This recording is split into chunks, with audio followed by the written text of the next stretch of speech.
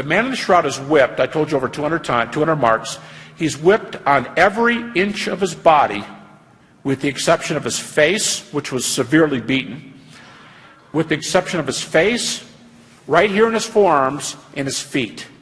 Everything else is whipped with the flagrum. But on the calves of the man in the shroud, the calves are whipped. And pathologists who study the cloth are so careful and able to tell so much from this cloth, they can tell that at least 2 men did the whipping. One was significantly taller than the other one, and one of them was left-handed. That's how much they can tell from the pathology. I mean, you know CSI and the old Quincy program, and how if you're going to kill somebody, don't leave a fingernail around because they'll track it to you and things like that.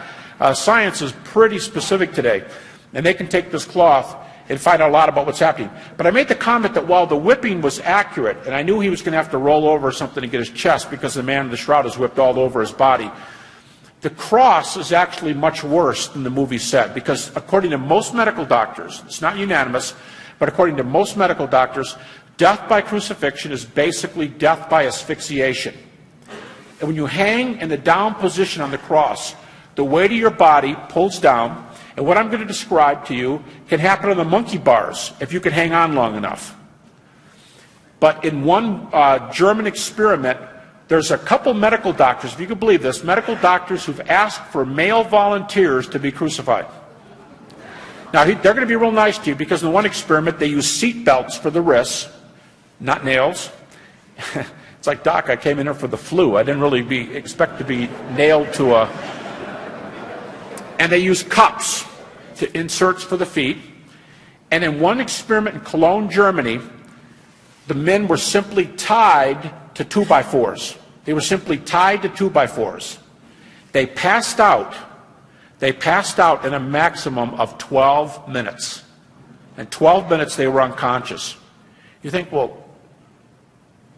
how does that happen? I mean, Pilate was surprised Jesus died after 6 hours.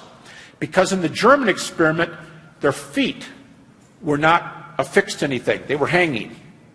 But if your feet are nailed or tied, what you can do is you push up on those nails, you pull up on these nails, and you worm your body into a different position. This was the most common one in the experiments. It's hard to even, if I do this, I can't even talk.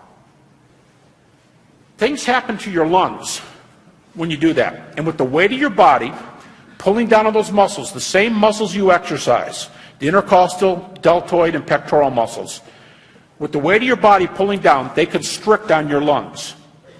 And you can breathe as long as you can push up and stay up. But the weight of your body's on those nails, it's horrific pain, gravity pulls you down, and you slump back into this position again. The minute you slump down into that position, you begin asphyxiating.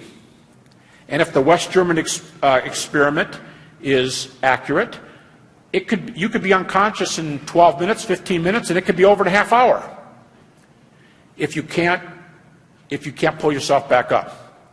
Now, all of you know, I don't care what kind of shape you're in, if your life depends on you being able to do pull-ups, nobody in this room is going to live for very long.